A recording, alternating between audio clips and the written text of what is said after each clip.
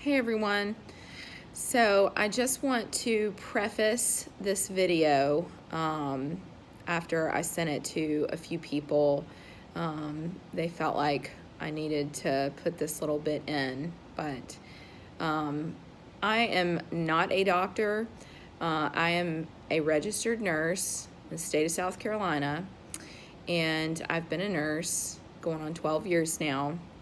This is my opinion based on my research, based on my experience, based on the things that I have learned and been exposed to being a nurse for 12 years, and the things that I've witnessed with patient care and chronic illness. So this is my opinion. I am not advising anyone to do anything. I just want to give you the information and let you know where I stand on these issues. I feel that this is an important video to make. I've been contemplating it for probably a couple of weeks now. I haven't wanted to make it because I feel like I would get a lot of backlash because of my opinions and where I stand on all of this. But I think it's important. I think that it's important for people like me to start speaking up and calling out the things that are so blatantly wrong with our current medical system. So just to give you a little background about myself, like I said, been a nurse almost 12 years. I've done everything. I was an ICU nurse for over 8 years. I've worked all over the country. I did travel nursing. I worked as a legal consultant. I worked for a medical device company doing education. I've traveled all over, and I did crisis work for 3 years where I went into union states and worked strikes. So I've been in some really intense situations. I've worked within the highest level of care. And for a while, I was pursuing leadership within a hospital system. So I started a master's degree at one point, thinking I would just continue to advance my career within the medical system. And then once I discovered how the medical system actually worked from the inside out, I decided not to pursue that. I decided to quit school and pursue something different. Those of you that know me know what kind of nurse I am. Patient advocacy, nurse advocacy, those are my two most important causes within my profession. I have always been a huge advocate of good quality patient care and my patients getting, what they need and what I feel like they deserve. And what's happened this year within the medical system is a travesty. I mean, it is outrageous. And I, unfortunately, was one of thousands of nurses who were laid off this year in the middle of a global pandemic. Now, I was working in home infusion care at the time, and due to COVID, we did not get the amount of referrals that we were expecting to get. And so when I came back from maternity leave, I basically didn't have a job. So I really had a chance to sit back and watch all of this play out and really do my research and look up things and observe from the outside and see how things really came together. And I already knew what was going on within the medical system. I found this out 6 years ago. The corruption within the CDC, the FDA, the level of corruption and collusion between our government agencies, our medical system, and the pharmaceutical industry, it is criminal what is happening. It is. It's absolutely criminal. The reason we have the amount of chronic disease that we have is because of our broken system. The reason people are dying from COVID is because they are chronically ill, not because we have a serious pandemic on our hands. What we are seeing is the result of a system that's been broken for a long time and a very sick nation of people that don't know how to take care of themselves and don't have immune systems strong enough to fight things like this. So I wanted to make this video to kind of explain where I'm coming from.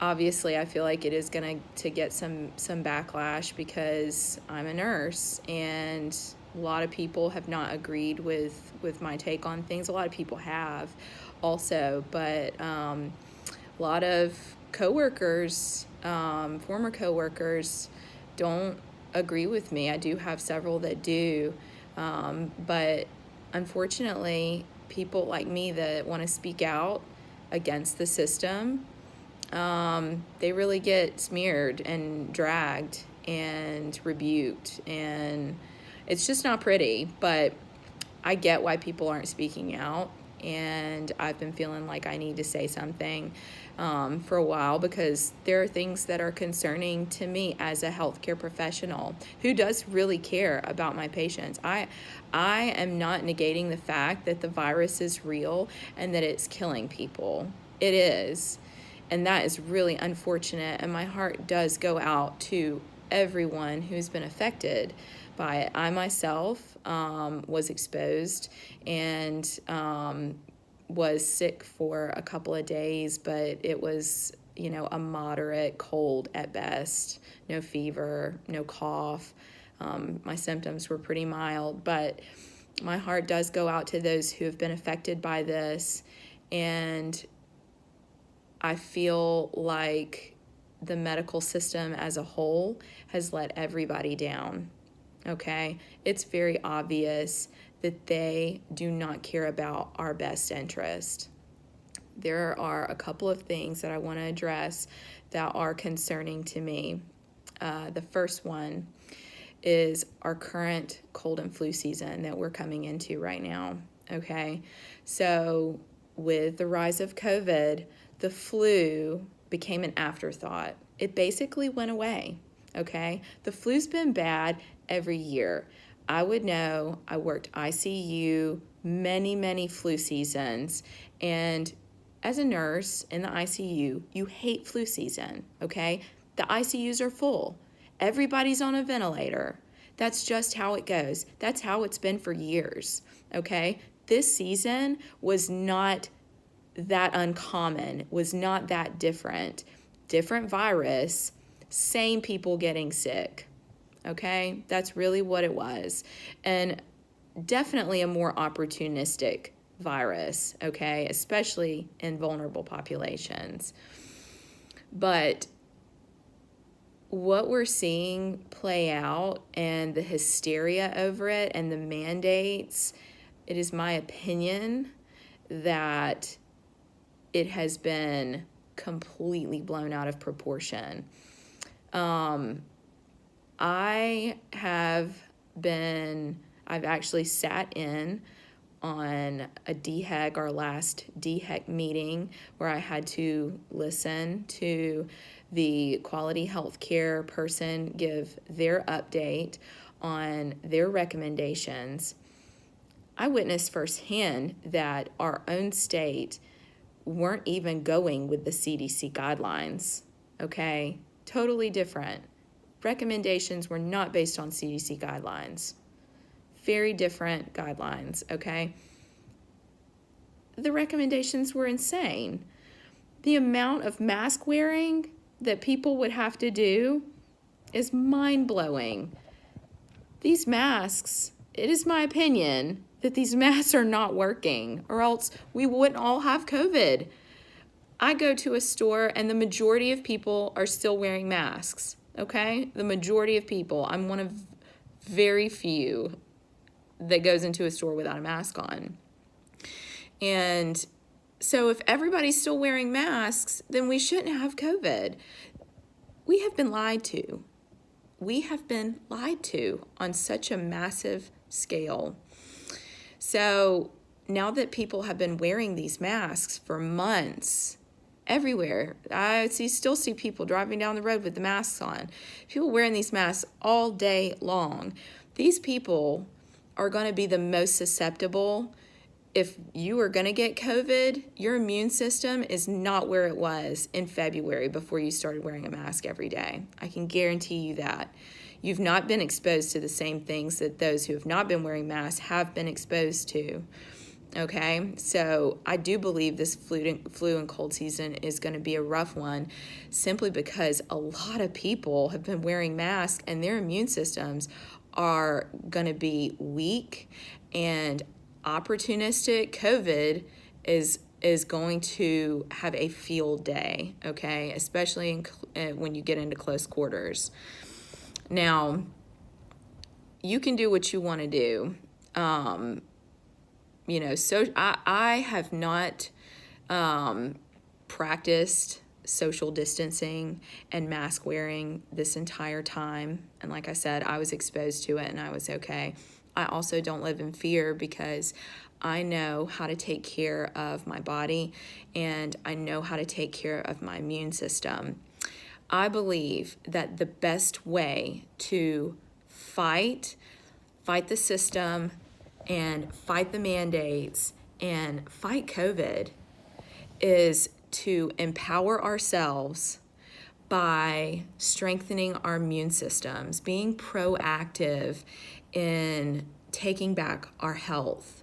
We've become a nation so dependent upon the medical system that now that they're coming in with these mandates and enforcements and, a vaccine that they're going to want everybody to get, it's madness. It's madness. The medical system should not rule our lives. They should not dictate everywhere we go and everything that we do. So, cold and flu season, I am concerned, but I'm hopeful. I'm not making this video to try and instill fear in anyone. I want to encourage and empower you, okay? My second concern with all of this is the vaccine. I don't believe that the media, that is really not very honest about anything, is giving us the full story on what's going on in these vaccine trials. We're not really hearing anybody that's participated in a trial that's had any kind of negative symptoms speak out about it. The whole thing, in my opinion, is very dangerous. And I say that for many reasons. I am not a pro-vaccine nurse. I haven't been for some time. I have witnessed with patients vaccine injury on a level that most people don't get to witness. I've taken care of people who have gotten the flu vaccine and within 14 hours were unable to breathe and that were on a ventilator for the next 2 months. I've taken care of those people, okay? I have witnessed the amount of autoimmune issues that have come after vaccines in the adult population. It's scary, guys. I've researched vaccines for about 6 years now, okay? Hours and hours and hours of research just on vaccines over 6 years. This is not something that I know a little bit about. This is something that I know a lot about. And the inner workings of it are all sinister.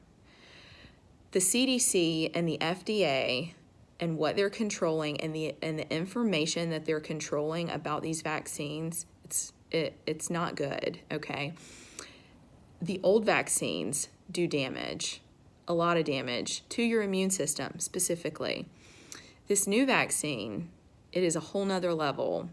It is straight up artificial intelligence. They have figured out a way to inject us with artificial intelligence. Okay, let me break it down for the people that may read one of these articles about the vaccine and not necessarily understand how it actually works. I want to explain that to you because it's important that people understand how this vaccine works, okay?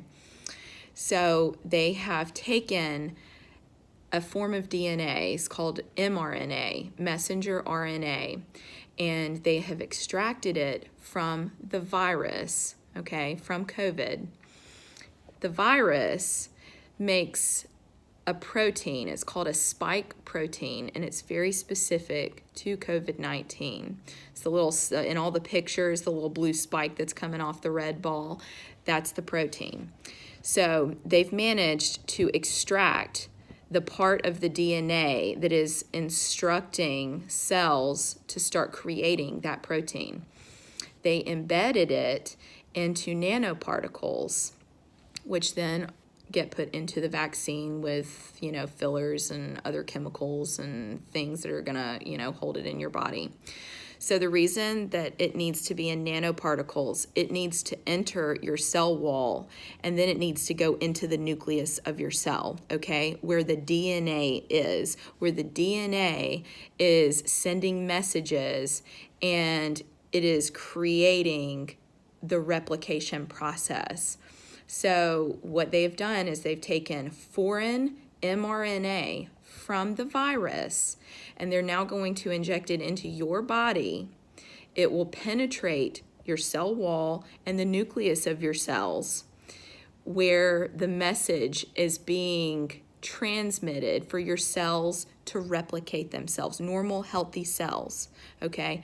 They're going to disrupt that with a new message that's going to tell your cells, start creating this spike protein, okay? So now your own cells are going to start creating a foreign viral protein. Then what's going to happen is your immune system, your innate immune system, is going to be activated, okay? There's active and passive immunity. Passive immunity is where you are being injected with a virus or a contagion, and you are your system responds to it, and it starts to build antibodies. This particular system, your immune system that it's going to activate, is the system that you were born with, okay? It's going to be a strong response, and your immune system is now going to start attacking your own cells that are now making a foreign protein. So will you develop antibodies? Yes, absolutely. My concern is this: will it be enough? Will it be effective when COVID suddenly morphs or changes or becomes more resistant, as we know that viruses do?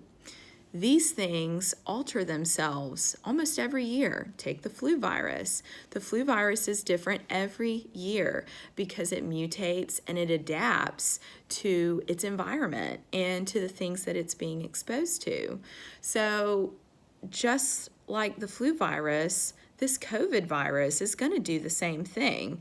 We'll have a new COVID, okay? It won't be COVID-19. It'll be COVID-21 for the year 21 that we're about to move into. You watch. There will be a COVID-21, and guess what? The vaccine, maybe it works, maybe it doesn't. Okay, so that's a huge concern. My second main concern is, where is the off switch? When you start programming your cells to start creating something that is foreign, that will activate your immune system to attack, where's the off switch? So now your immune system's going to keep attacking your cells. Your cells are going to continue to replicate S protein, and your immune system is going to constantly be working overdrive to kill your cells that are making this protein. Okay, they don't know what's going to happen. They don't know the repercussions of this long term. I don't know the repercussions of this long term. Do I think it's going to be beneficial? What I think it's actually going to do is I think it's going to cause our immune systems to start fighting, and there's not going to be an off switch, and our immune systems will fight until they are so depleted that they cannot fight anymore. And folks, this is when autoimmune is diagnosed. I have witnessed it firsthand. Your immune system will fight for only so long. Once it is completely depleted, then you need help. What I used to do was immune infusions, okay? Antibody infusions with IVIG. That's the solution. Long-term for the rest of your life infusions. Guys, the infusion field, okay, it is exploding right now. Autoimmune disease is skyrocketing. And do you know how much these infusions cost? How expensive they are? Hundreds of thousands of dollars a year per patient. Take that in. Do you think that our pharmaceutical industry wants to cure people of autoimmune when they are profiting big time? Okay? Big time. I saw it. I know what these patients were paying. I know what they had to give up to be able to deal with these chronic, debilitating diseases and illnesses because they don't have an immune system. Okay? This is an all-out assault on your immune system. I can't state it enough. Do your research. Make good decisions. Make wise decisions. As for me, I am not getting the vaccine. There is no amount of evidence that you could provide me at this point telling me that it's good for me that I would take that and actually believe it. You do you though, okay? I'm just telling you this is what this vaccine is going to do. This is what it is made to do, and it will reprogram your cells to do something different that will cause your immune system to attack your own body. If that doesn't scare you, I don't have anything else for you. I don't know what else to say, but that's my perspective. That's my opinion. I am not a doctor. I am a nurse. I've done a lot of research on autoimmune disease. I've done a lot of research on natural therapies. I've done a lot of research on supplements.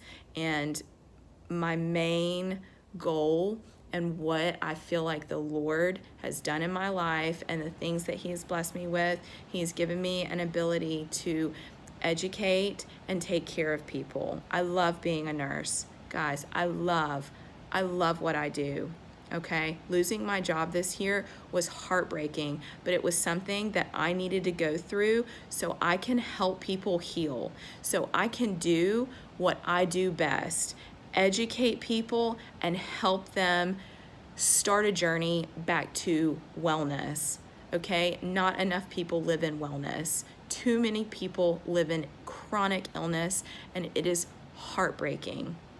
Okay, what is happening right now is criminal. It is tragic, and not enough people are speaking out about what's going on and how dangerous it is and what is happening to our health.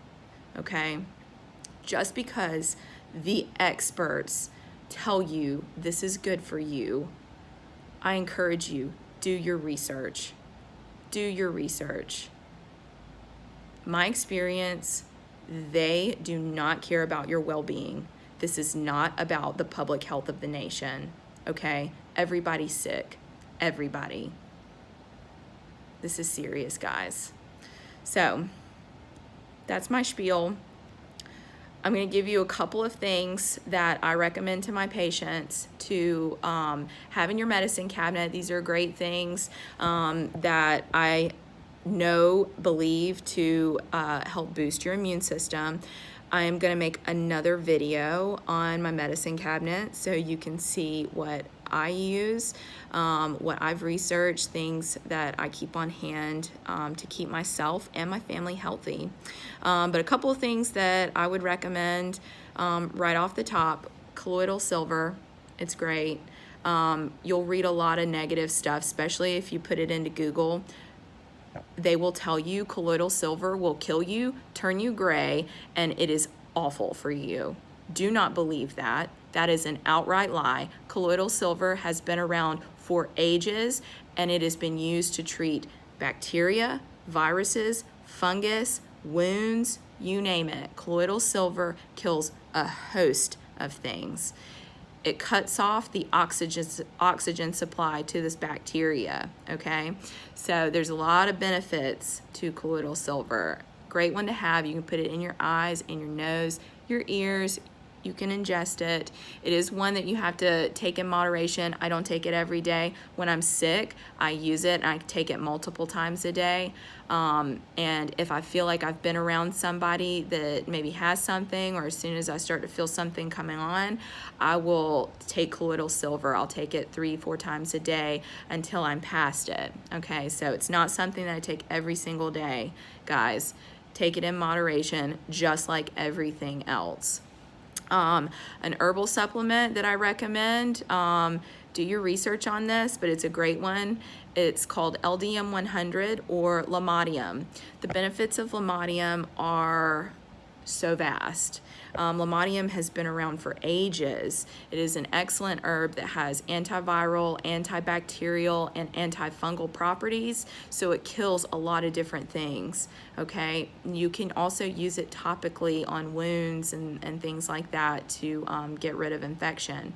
But it's a great one to take internally, and I get mine from a website called Barlow Herbal. I can link that in the video below, but LDM 100, it's a great one. And some kind of immunity blend, something that is a blend that maybe has echinacea. Echinacea is a great thing for supporting a healthy immune system. Golden seal, astragalus. Those are 3 really great herbs that all help boost your immune system, okay? Our immune system needs plant material, plant nutrients, okay? That's what this is. Herbal therapies are great if you want to heal the body and boost your immune system so that it can fight at its optimal level the things that we are all exposed to, okay? So those are 3 things that I keep on hand. If you're acutely ill, elderberry is a great one for upper respiratory stuff. So COVID, taking elderberry, if you've got a cough, if you've got congestion, you can get it in a tincture, in an herbal tincture form as well. But that's one that I also like to keep on hand. So I am going to make a separate video, like I said, with my medicine cabinet. People ask me all the time what kind of supplements I take or what I recommend for this, that, or the other, because I have studied this for quite some time, guys. So I do know a lot about this stuff. I am not just somebody that's Googled a couple things and now I'm putting out a video, okay? But I love you all. It is my goal to encourage you. If you strengthen your immune system, it is the best way to fight what is going on right now, okay? We don't need to be sick. We need to take back control of our health. We need to start supplementing. We need to start eating better. We need to stop drinking sodas. I mean, the list goes on. I don't like to harp on all that stuff, but supplementing is something that I am very passionate about and I think is very important and vital to being healthy and keeping yourself healthy, okay? All right, you guys, I'll probably get some negative flack for this. Keep your negative comments to yourself because I really don't care. But if something I said resonated with you, you agree, or you learned something, show your love and support. Thanks, guys.